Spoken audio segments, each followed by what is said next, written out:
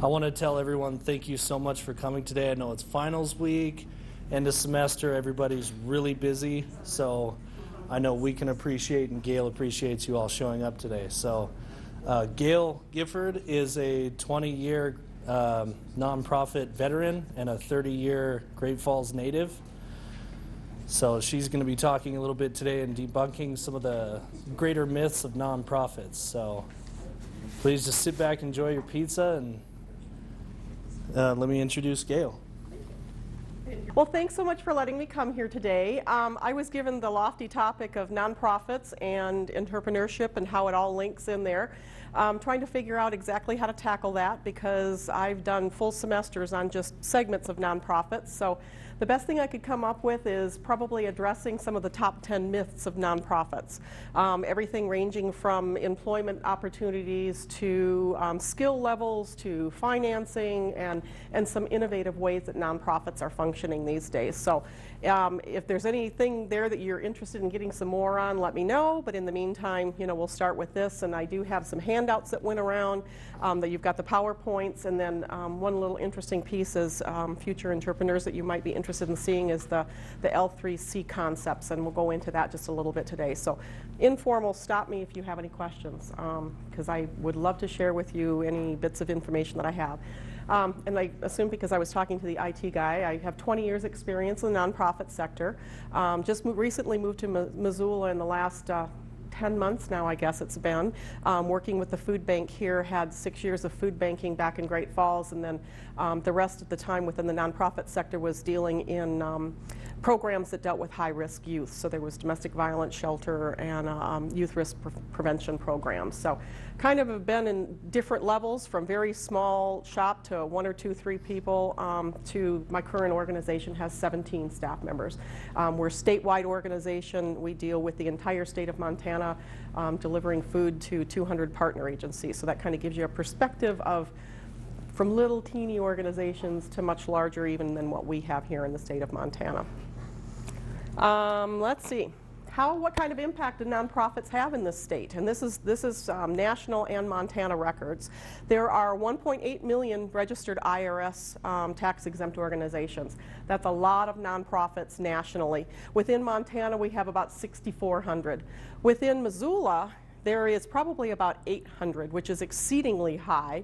But believe it or not, we have the misperception here in Missoula that we have the highest number of nonprofits per capita, and we don't. Actually, Helena beats us out because of all of the different political organizations that they have. A lot of the statewide associations are based out of Helena. So it was kind of a surprise to me, too, that while there's not in numbers, there's a lot more nonprofits there per person than there are here in Missoula. But we still have a lot of nonprofits. Not every one of them have paid staff. There's a lot of nonprofits that have just volunteers that work there. So there's all that level as well, and some of you may already volunteer at some of them. Nationally, about 6.6 million people work within the nonprofit sector in Montana here. It's a little over 10% of the workforce. So I think as we started to kind of rally together probably about 15 years ago as a nonprofit sector, we started to realize that we're not really the small players that I think everybody perceives us to be. Charities are the needy group, and we always have to work harder for everything that we get, and we're not always thought as being as highly skilled, highly qualified, all those things. We're the poor stepchild in the business sector. So when we started taking a look at how many people are employed and the economic impact that we have in the state, we kind of started to stand up a little bit taller and realize that we do have a voice, and we are pretty strong in our organizations and within the state. So $1.5 billion in wage contributions into Montana.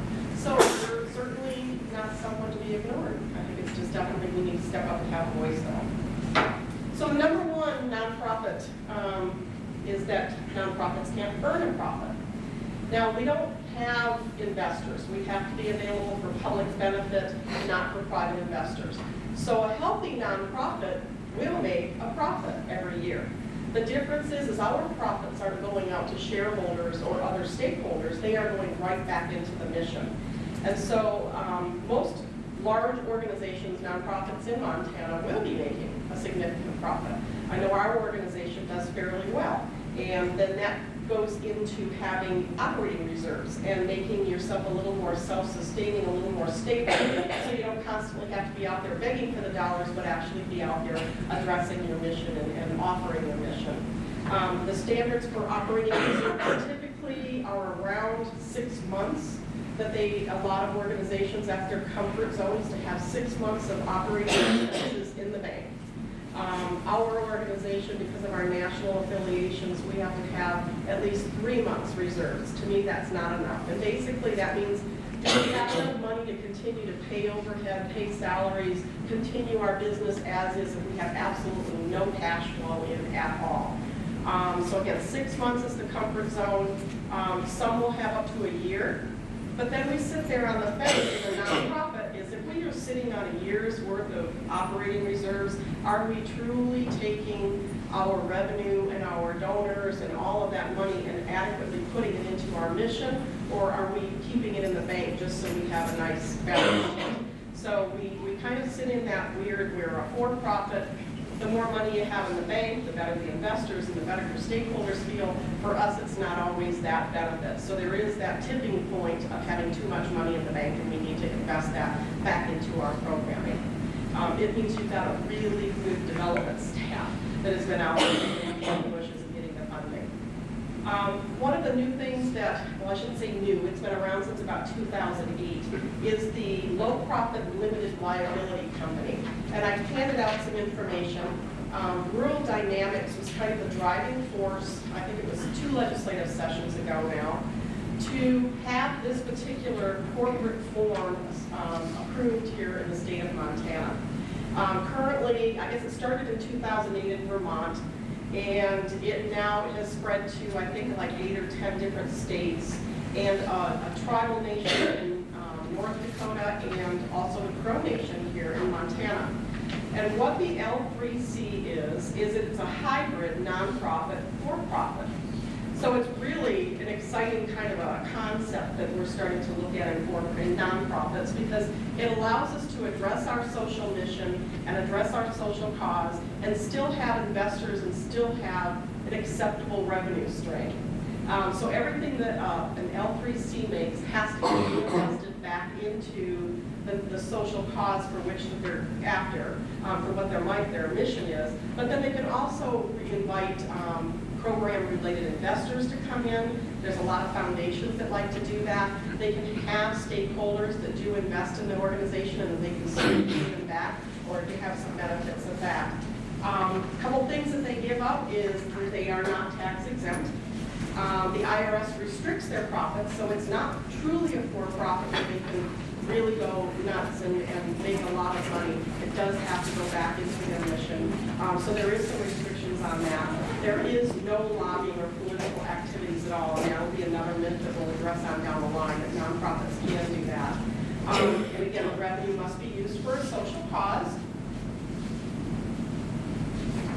It was really designed to encourage program or PRI, program-related investments.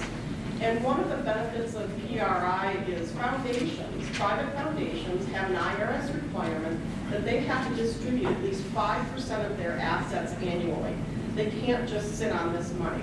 And private foundations are typically corporate foundations or family foundations. Maybe you've heard the Washington Foundation, the Bill and Melinda Gates Foundation. They have an IRS requirement that 5% of their assets have to be handed out in the form of grants. But it can also be handed out in the form of investments. And so it can be a short-term loan or an investment to an L3C, which the benefit of that is they meet their 5% compliance, and yet it is coming back to them in the form of repayments later on. So they don't totally lose that asset altogether. It will continue to come back. So the L3C is very, very attractive for that private foundation that likes to do investments but not necessarily rent everything out. Again, Vermont was the starter of all of this, but it is in other locations, and it's not to be confused with social enterprise. And that was one of the things I think we talked about on the phone is social entrepreneurship. A social enterprise is someone who has a social cause that might benefit by being either a for-profit or non-profit, and it would be, depending on their source of revenue and those types of things.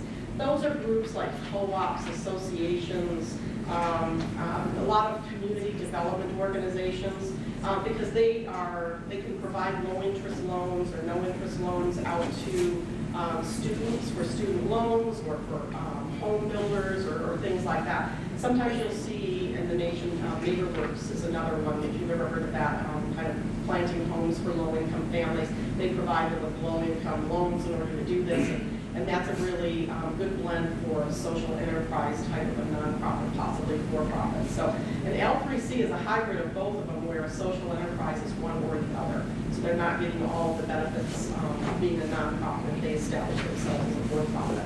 And there's all kinds of interesting information, on the website to take a look at. The second one is nonprofits can't lobby. And it is a fine line, but we can lobby.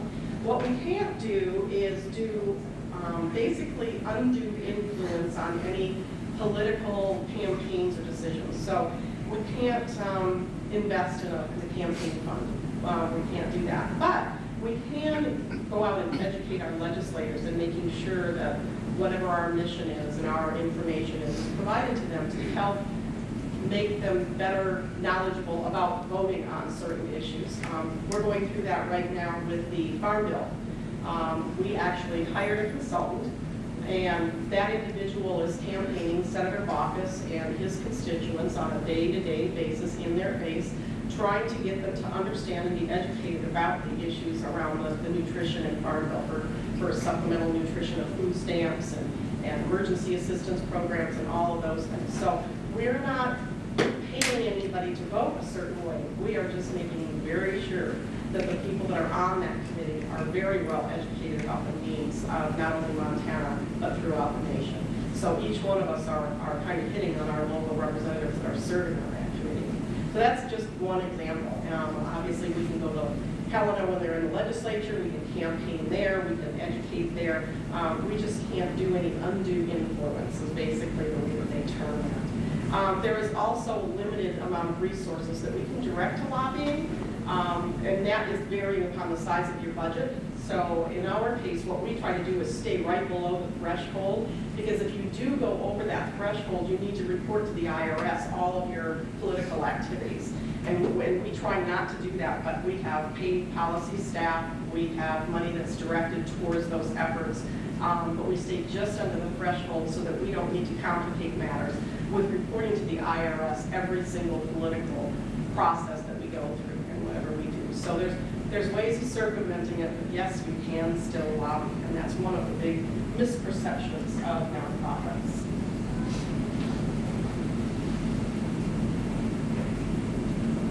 The next one is nonprofits should not have high overhead costs. This is kind of a pet peeve of mine.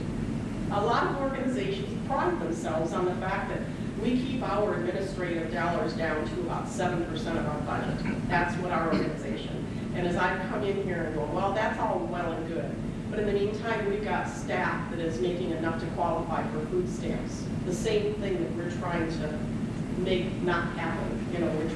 We're arguing for equitable wages and trying to get these people out of the hole. So, that is kind of that conundrum that we sit in, is we want to keep our overhead low, but not so low that our own staff people don't make the cut. I have a video that I'm going to take just a minute. If you guys ever watch TED Talks, I don't know if any of you have ever watched any videos from that. I'm a big fan of TED Talks, and so this one in particular, Dan Pallotta has really kind of gotten out there and in everybody's face about this, and hopefully I can get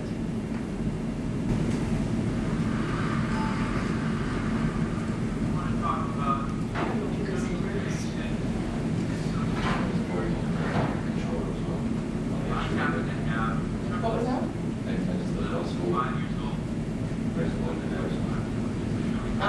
On the scroll thing down at the screen? Because I didn't get the subtitles. Now, I also happen to be Did you gay. hear enough of it? Being gay and fathering triplets is by far the most socially innovative, socially entrepreneurial thing I have ever done.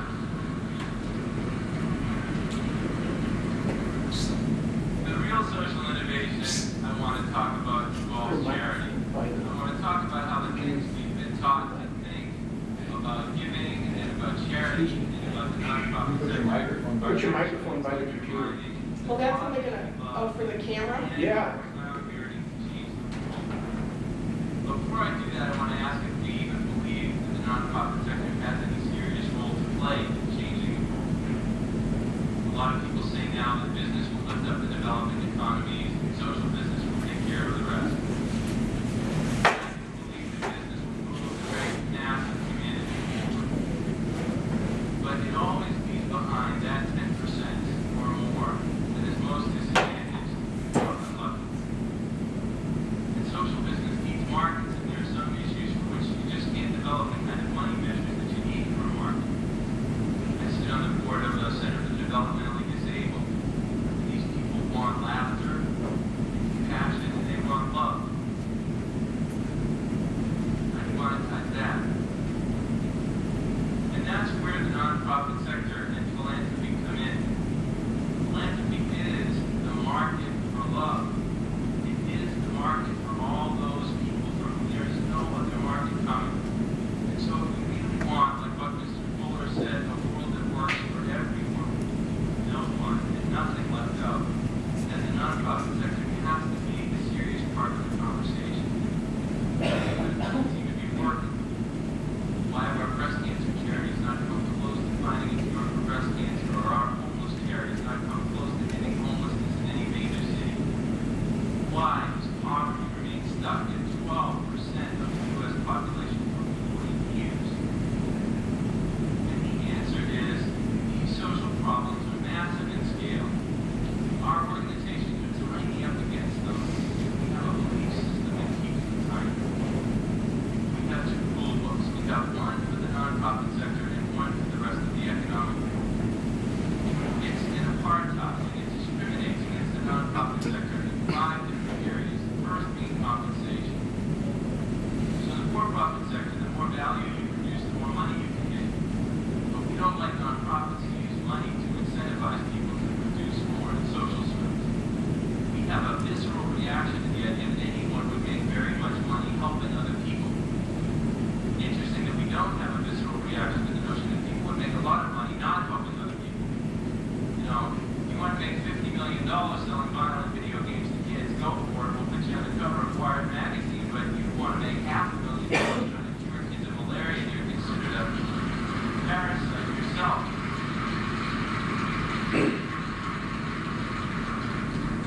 And we think of this as our system of ethics, but what we don't realize is that this system has a powerful side effect, which is it gives a really stark, mutually exclusive choice between doing very well for yourself and your family, or doing good for the world.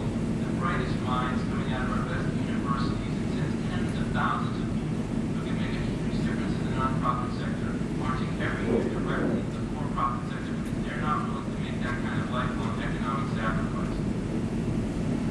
Business Week did a survey, looked at the compensation packages for MBAs 10 years out of business school. And the median compensation for a Stanford MBA with bonus at the age of 38 was $400,000. Meanwhile, for the same year, the average salary for the CEO of a $5 million plus medical charity in the U.S. was $232,000, and for a hungry charity, $84,000. Now, there's no way you can get a lot of people with $400,000 talent to make a $316,000 sacrifice every year to become the CEO of a hungry charity. Some people say, well, that's just because those MBA types are greedy. Not necessarily, they might be smart. It's cheaper for that person to donate $100,000 every year to the hungry charity, save $50,000 on their taxes, so still be roughly $270,000 a year ahead of the game. Now be called a philanthropist because they donated $100,000 to charity, probably sit on the board of the hungry charity, indeed probably supervise the poor SOB who decided to become the CEO of the hungry charity, and have a lifetime of this kind of power and influence and popular praise still ahead of them.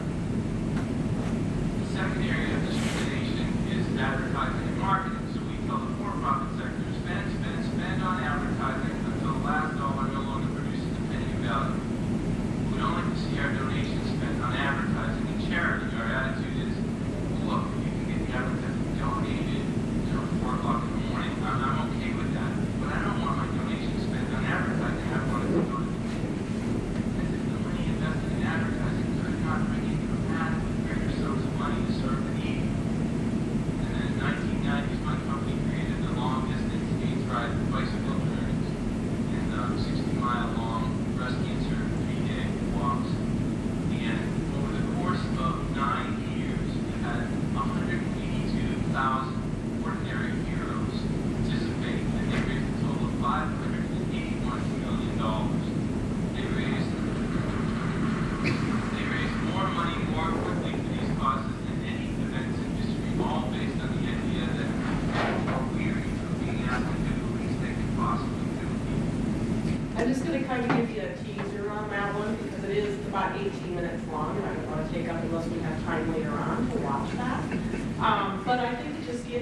idea of some of the constraints that nonprofits get under, and a lot of it is dictated by our donors.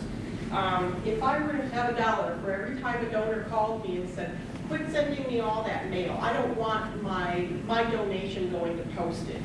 Well, if they only knew, that is a huge, huge percentage of a nonprofit's income is that direct mail. So if you don't get the mail and you don't make your gift, it's that whole confusion that we have. So a lot of times we are dictated to by our donors of, don't spend my donated dollars on that. Well, it's all a vicious cycle in order to, we have the money to do the social cause, and really for what it costs us to send those things out is pennies on the dollar, and your donation is still going towards that. So that is a trend that is changing, and I'm really, really glad after 20 years of being in nonprofits to hear finally that there is no pride in having 7% administrative costs. It's okay. The industry standard typically is around 12%. That one is kind of acceptable. You're maybe pushing the limit a little bit.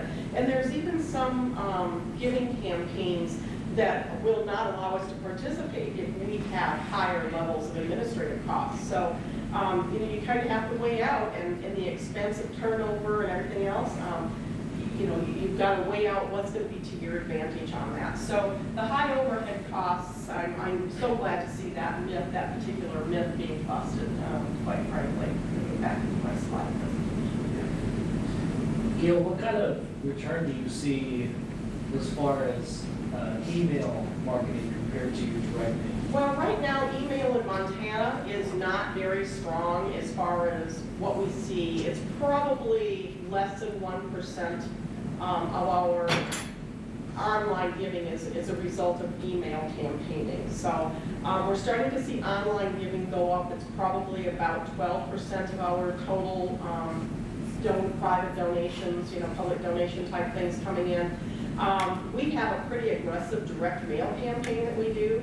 And so out of a $10 million budget, I'd say probably $1.5 million comes from direct mail. So it's a pretty significant for us. Again, we do statewide. And out of that, less than 1% is really done through email campaigning. That's something that our organization is growing on because we've not collected email addresses. I mean, when we do our direct mail campaign, it's based on our donor database plus those that we acquire, through purchasing or in other ways. So that collection of email is you have to have a relationship before you get that email. And then once we have it now, we're starting to do a lot more email outreach for donations. We're also starting to explore, well, for one thing we found is our donation capacity is great on a computer, but if you try to do it on a cell phone or a tablet, it's not working out very well. So we're trying to do some programming in that so that it's donations are going up on cell phone, smartphones more and more. That's becoming everybody's computer of choice. So we're trying to make sure that our access is compatible with that. And then, of course, you always hear about when there's a disaster, you could make a donation using your cell phone and texting. You text this number to whatever it is, and you can make a $10 donation off of your cell phone. So that is another access that we're taking a look at. But in Montana, online and email giving is pretty low. But in other states, you're seeing it a little bit more. But it is growing. I think more and more we're starting to see people a lot more confident making online gifts. So another misperception is that nonprofits get most of their funding from foundations. And while foundations are great friends of ours, actually it's that individual donor that I was telling you about. Our organization, of course, we don't have any corporate contracts or anything like that, so we are primarily off of individuals.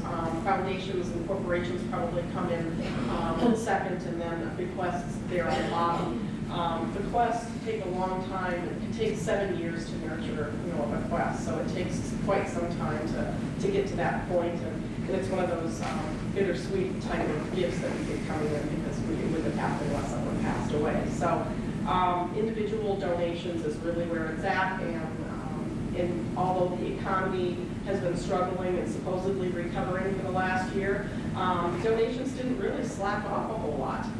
So private donations are individuals are really stepping up to the plate, where foundations tend to have some challenges because their assets may be invested in such a way that the market affected, so their giving was lower, and those types of things can really take that into play.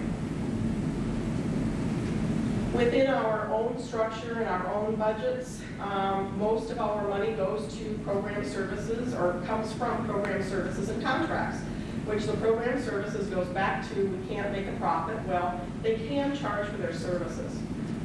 You'll see a lot of nonprofits that will have a sliding scale based on your income, but they will, it is okay for us to charge for our services. And that's kind of a change that we've seen over the time too, because for a long time it was, well, you can't charge for this. You're doing things with, with poor people. You can't charge them. Well, there's a certain amount of buy-in and commitment from individuals where they have, even if they have to put up $5 for the service versus absolutely nothing at all. A certain amount of pride. They're not getting charity.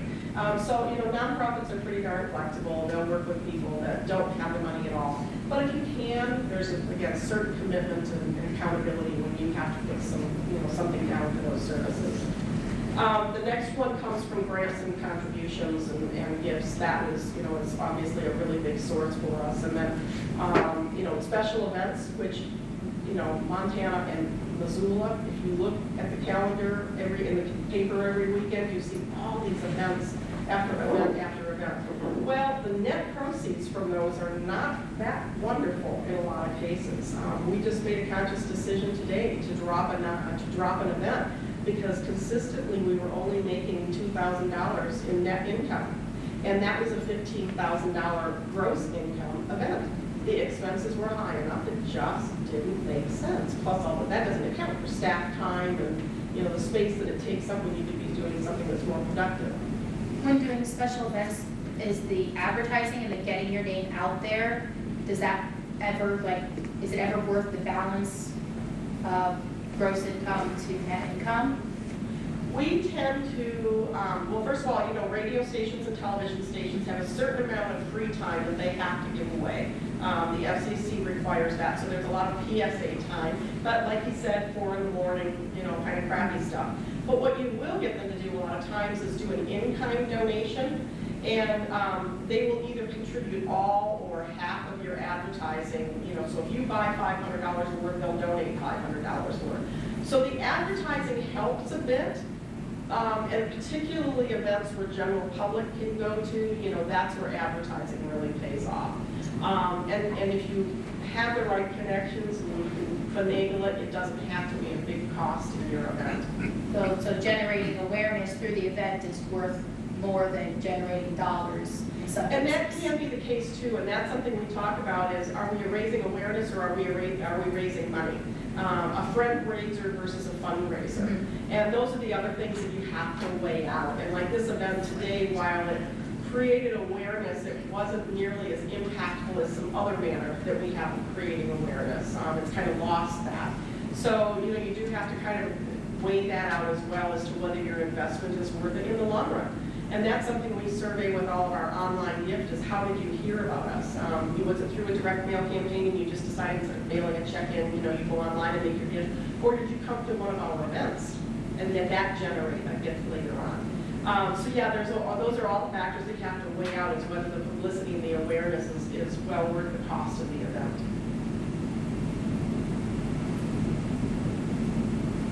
So another one is you have to start to work in the nonprofit sector. And while you probably do have to compromise a little bit,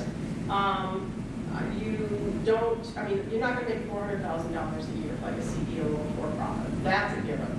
On the flip side, in nonprofits, I think we pride ourselves on being family-oriented, being very, very flexible.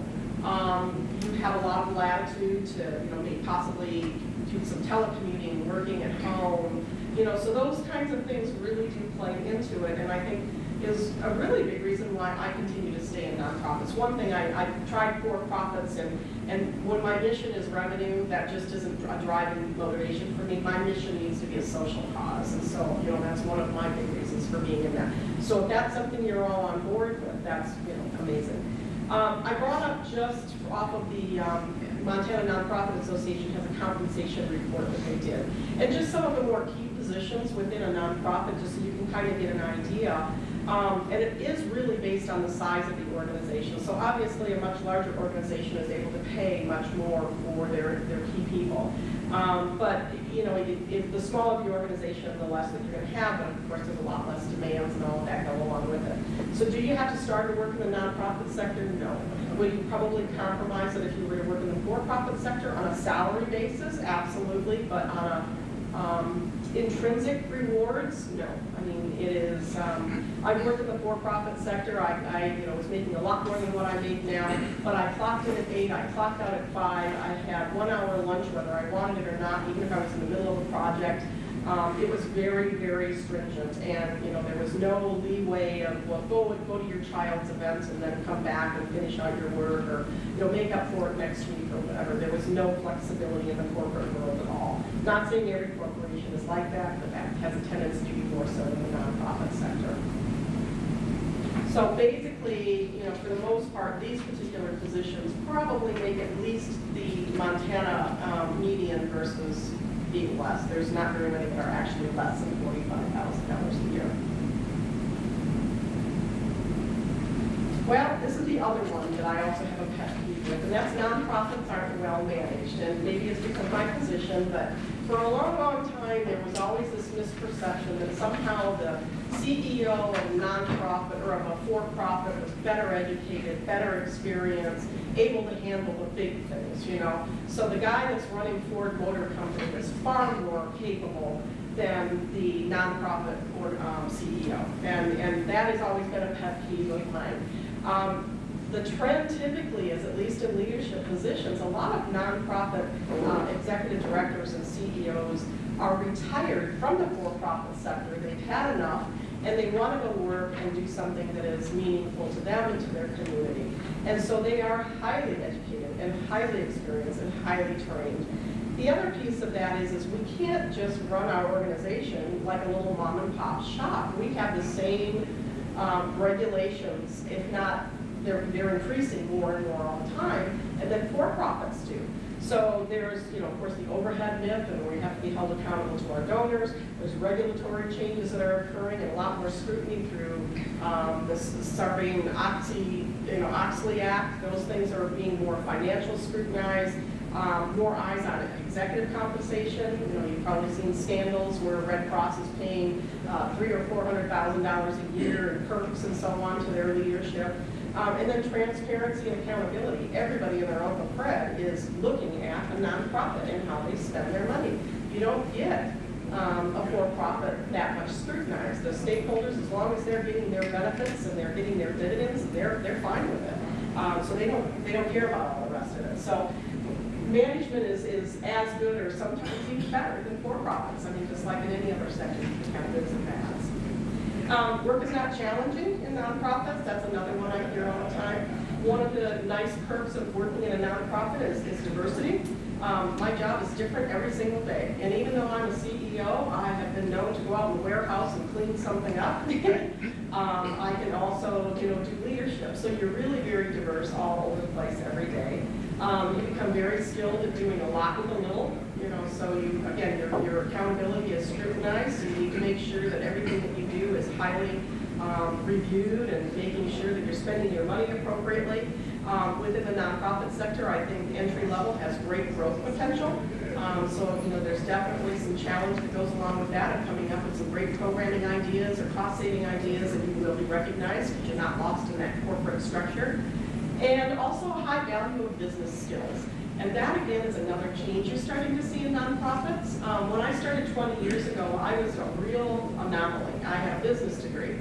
I wasn't a social worker. I didn't offer program services in the past. I had not done that sort of thing. I had an accounting and a business degree. And that was really, really unusual. But more and more now, they're finding the value of running a social work type organization but having a business background. So, you know, your MBA and entrepreneurship capabilities are definitely going to go far in the nonprofit sector. The other one is that they're run by consensus and they have non-hierarchical structures. And that's not true. I mean, they're just as organized and they have organizational structures as for-profits do. While their teamwork is probably heavily emphasized, probably more so than in for-profit sectors, the ultimate decision does lie with management. They're very mission-focused, and organizational structures have a tendency, instead of being very wide and shallow, like you can see where you've got a lot of manager positions, they have a tendency to be very narrow and deep. So there is a lot of room to grow up in a nonprofit organization. 9 is nonprofits tend to hire anybody that they can get their hands on, and that's not true either, because it's expensive to hire an employee who you go through all the effort of training and they don't fit your organization, they don't fit the job, they don't have the skills, that they portrayed to have through the interview process. So we have a tendency to be very, very selective. Again, entry-level positions, but not necessarily. If you've got the experience, you can certainly head right into management or upper management positions. I did list some websites that might be helpful for you if you're at all interested in looking for positions. One thing about nonprofits that you'll see is a lot of times they will bring in interns, and then you could very well get hired. If you've ever looked at the VISTA, AmeriCorps VISTA program, nonprofits benefit from a lot of AmeriCorps VISTAs, and a lot of times you get hired afterwards if you do an awesome job. We always have anywhere from 2 to 5 VISTAs in our organization, so that's a good opportunity to get your foot in the door. And then last but not least, every nonprofit works around social work, and that's not true either. I took a look just to see, human services are out there, 15% of the nonprofits are doing social work. There's recreation and sports, so if that's your interest. There's mental health, there's a lot of health associations, and hospitals are nonprofits, and arts and environment. And so, there's just a wealth of things. You don't need to be a social worker. I'm not a social worker, but I worked in a shelter. I learned that. If I didn't know it before, I learned it then.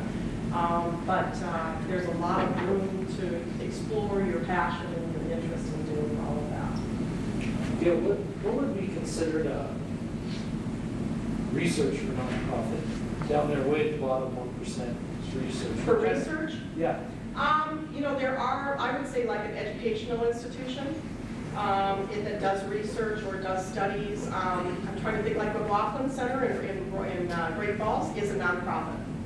Huge research facility.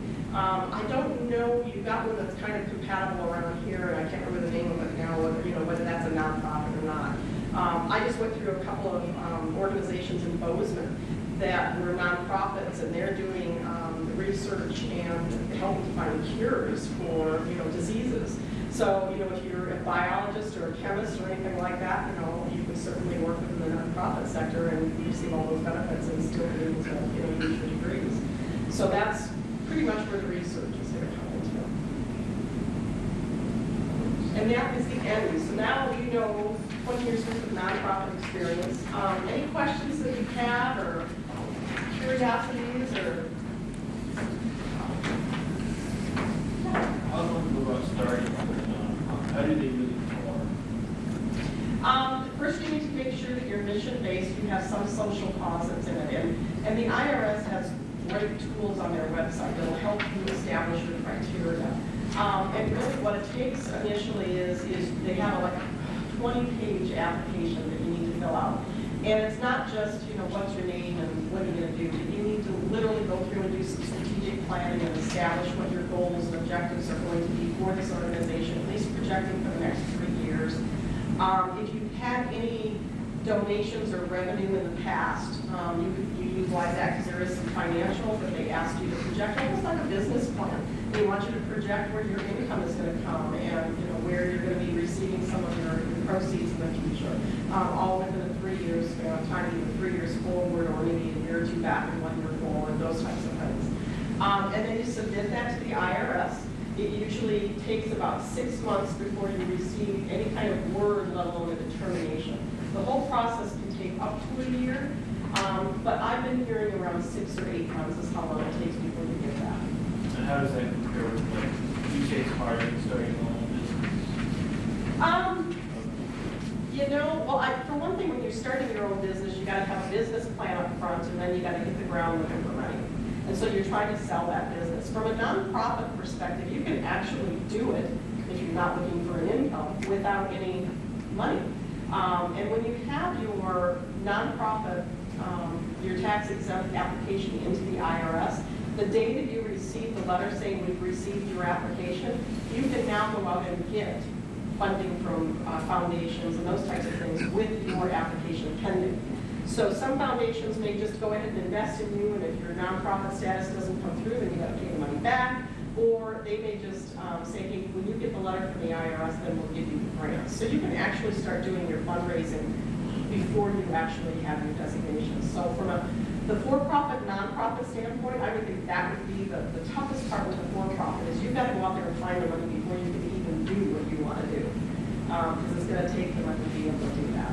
So there may be some easier entrances into nonprofits than there are, but you do have some restrictions, probably more so than obviously more so than for-profits. Did I answer your question? Okay.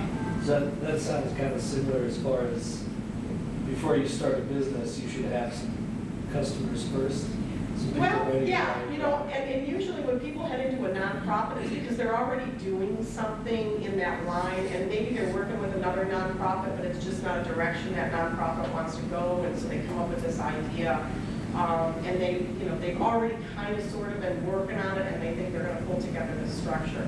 Perfect example is the Montana Food Bank Network a couple of years ago got a bill passed that allowed a legislative group to study childhood hunger in Montana. And it formed a group of legislators that did this review along with some community members that participated, and they called themselves the Montana Partnership to End Childhood Hunger. And what they did is we served as their fiscal sponsor, which is a temporary sort of a thing, allowed them to make all these donations coming in under our tax-exempt status. So they've been doing the work for about a year and a half now. Now they're at that turning point because the fiscal sponsorship is about to expire here in a couple of days to decide, do we continue under as a program of some organization, or do we spin off on our own? Are we becoming that big of a deal now where we have our own funding streams? We can potentially, get staff, but not necessarily. And do we want to be independent, or are we better off with a program of another organization and being absorbed into all of their processes? So a lot of times nonprofits will spring off of groups just like that. They've already been doing their work. So customer base, yeah, they probably already have some of their things already rolling before they even decide to be a nonprofit. So I know in other states, and I don't think this is Montana yet, there are B corporations, which are limited project corporations. They sound similar to a 3C type of corporation. Do you know the difference between those two is? Well, an LLC is what you're thinking of probably, and the L3C is very similar to an LLC, but it's a hybrid bordering not the for-profit, nonprofit, where the LLC that you're thinking of is just a for-profit organization. So there's some, obviously they're not tax exempt, but they can take donations, those types of things you can do, where a straight flat out LLC is a little different. So it is really a subsection, an IRS subsection of an LLC. So we're looking at the form to start a nonprofit. It seems you start you incorporate normally as a C Corp or an LLC or another corporation, and then you apply for nonprofit status, and then even further 501c3 status. Is that right? Well, you have to be a corporation. You can't be a partnership or even a sole proprietor or anything like that. You actually have to be registered. Don't say it. Okay, sorry. You actually have to be a registered corporation with that state. So that's usually your first step, and that's a pretty easy, short little filing fee. And then we do have to continue at each year. We have to renew our corporate status. And that little glitch is sometimes what hurts a lot of nonprofits, because you can keep your IRS tax exempt status rolling and lose your corporate status because you forgot to renew it this year.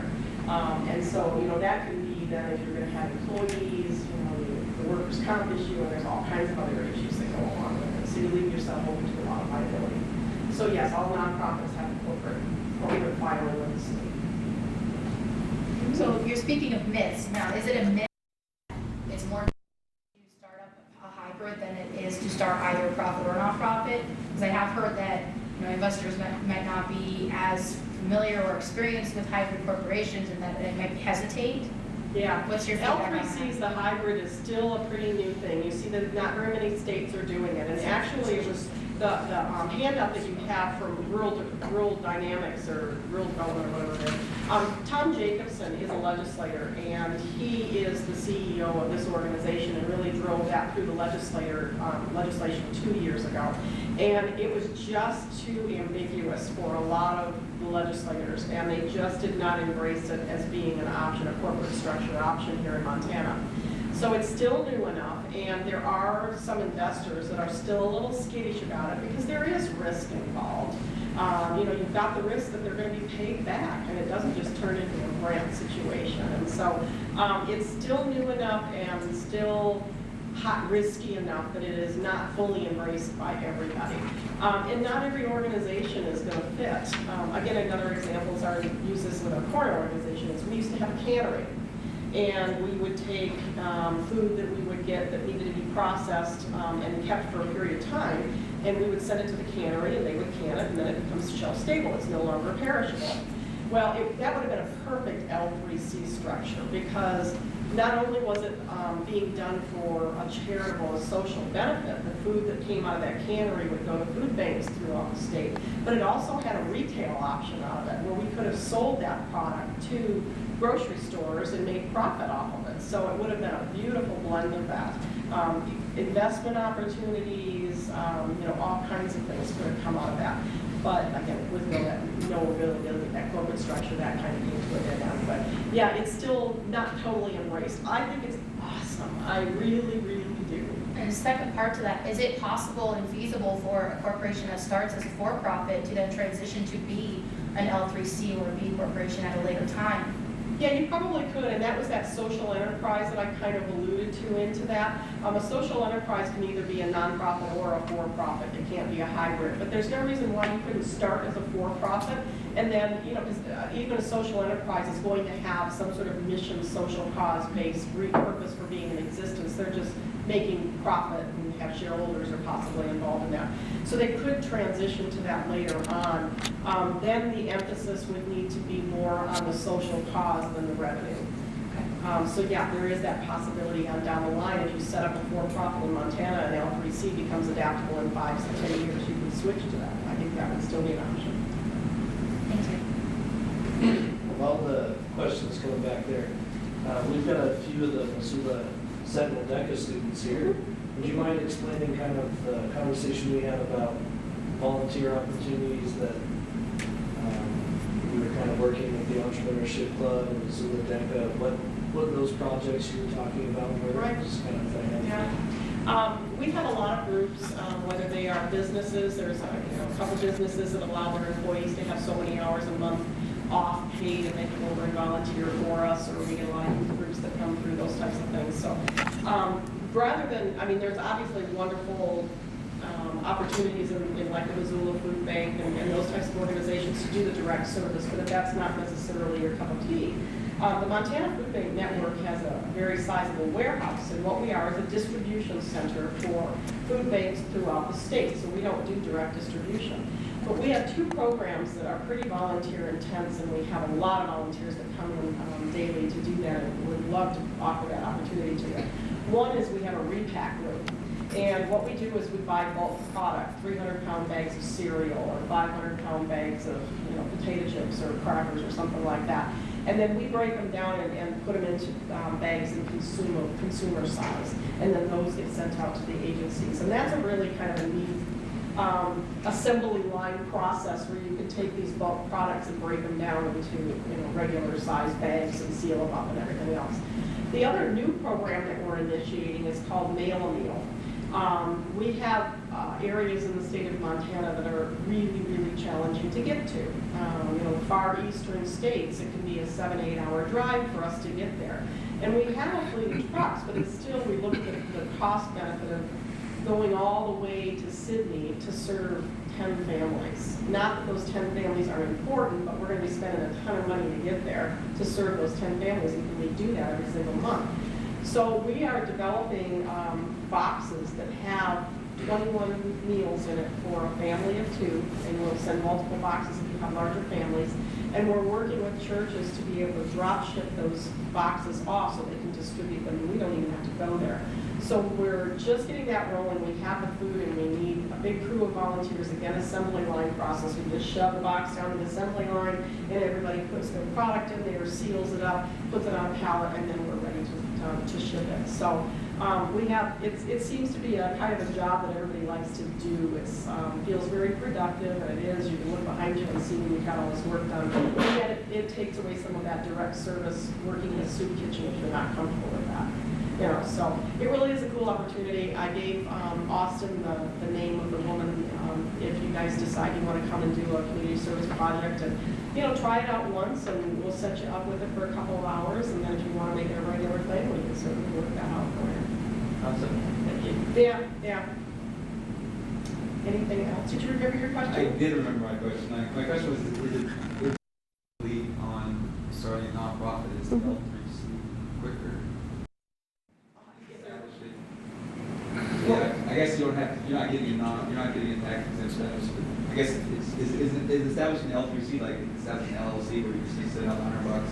Yeah, well, and remember, L3Cs are not, they're not tax exempt, so any donations to them, you don't get that tax write-off. So really, it appeals more to investors who are going to make that money back later on in the future.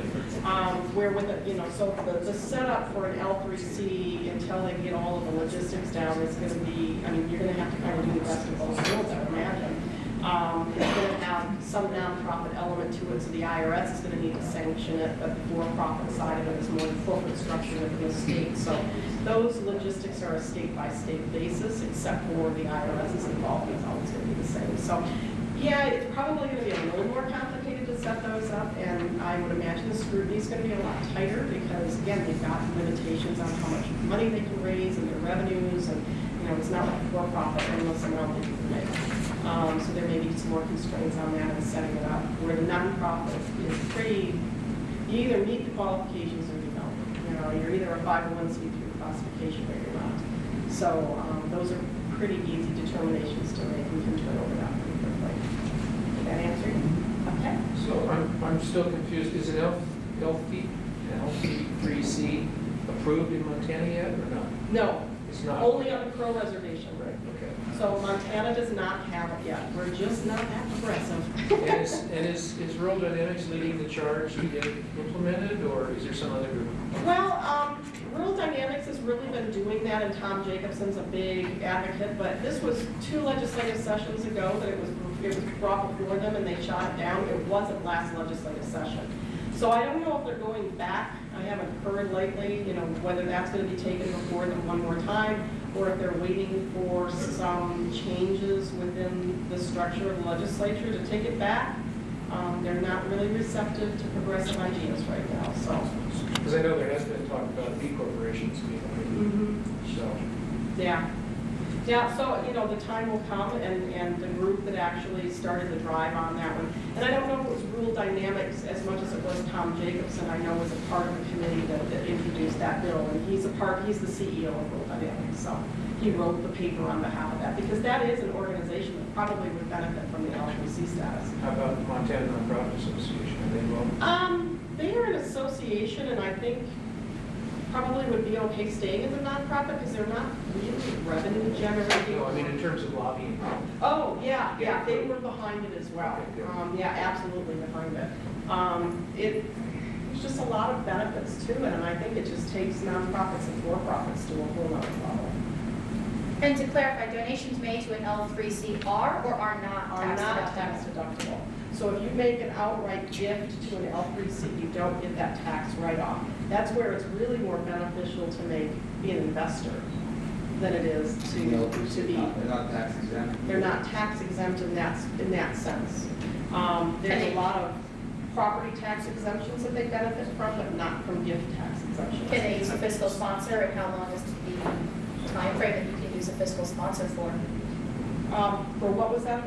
Can they use a fiscal sponsor, or is that only when you have a pending 501 status? Well, I would say when you have a pending 501c3 status, because the problem with having a fiscal sponsor, and if you can use our organization, we're a nonprofit, so we cannot sponsor a for or even a hybrid for-profit. It has to be another social cause type organization. And so that, I don't think we would be able to get a fiscal sponsor for a L3C. You probably would be better off either establishing a nonprofit or a for-profit with the hope that when that gets approved here in the state of Montana, you can migrate over to the other side. Thank you. It's a pretty, I just really got absorbed into understanding how L3Cs work because I do think it is taking, kind of the best of both worlds. As nonprofits, we enjoy the privileges of not having to pay any taxes at all. I have a fleet of trucks, including semis and tractor trailers, and I pay no property taxes on any of those. So, imagine taking your $300 or $400, a year registration for a nice SUV and then take that semi, I can't even imagine, thousands of dollars would be our registration on that if we had to pay property taxes. We do have to file taxes. They're called a 990. If you have revenue more than $25,000, I think is the threshold still, you still have to file taxes. So it's not saying you are totally not scrutinized by the IRS, but you don't pay property taxes. Anything else? I'm not completely sure of the structure of how the Montana Food Bank Network receives donations or how you guys get your food items. Could you kind of walk through Sure. Montana Food Bank Network? How you guys are? All right. We are a member of the Feeding America Network, which is the national organization. And that is one access point for us for food. They get food donated from all these national chains, Tyson, Frito-Lay, those types of things, those big organizations will commit to donating to or food banks that are within this nationwide network. And they post all this up literally on we've got a morning session and an afternoon session, and I have an operations officer, but that's what he does, is sit in front of the computer, and he bids on loads. So they'll get a donation, let's just say, of a whole truckload full of soup from Campbell's. And they'll put that up there, and they will say, we get allocated so many points every week based on our budget size. And we can bid those points against those loads. And then all we have to do is cover transportation. So if there's a truckload of soup in LA, might be about $3,000 for the entire truckload, and that truckload typically has a retail of about $52,000. So we can bid points, not pay the $52,000, and just pay the shipping. So that's one way we get our food. We also have a budget that we actually outright buy food. So we have food brokers that we work with. And so we'll pay like wholesale prices, typically, like what a grocery store would do if they were to go out and buy on the wholesale market. So that is one way that we do it. We also get outright donations. And again, they come through the Feeding America Network. Somebody might say, hey, we just want to give this truckload. We had that with Tyson Foods not too long ago, where Huey Lewis, who has got a place here in Montana, was golfing with the CEO from Tyson Foods. And he's a big advocate of food banks and said something about, hey, you need to make this donation. And needless to say, we just had a flush of chickens that came through like 6 months later, and all the food banks got 2, 3, 4 truckloads, semi-loads full of chickens. So that was obvious. That was wonderful. So, there's just fluke things that happen all the time. So that's another angle. And then, of course, just outright donations from grocery stores. We do a program called Grocery Rescue, where we work with a lot of chain grocery stores where we go and pick up food that's their best buy, sell by dates. They're still good food. They just can't keep them on their shelves anymore. So we get a lot that way. And then, you hear about food drives and the local food banks do them, we do them. So you have to get really, really creative and very innovative in the number of ways that you get your food. We have, so we did about 8 million pounds distribution last year. So it's a pretty hefty distribution throughout the state. And that all got to come from someplace. Does that give you some picture? Yeah. It's quite a, I had no idea when I was coming into the food banking business what it was going to entail. It is not your mother's nonprofit, that's for sure. It's a grocery business, and you're dealing with transportation, you're dealing with bargaining, you're dealing with wholesale pricing, and there's all kinds of creative things that have to do with it. Anything else? All right, thank you.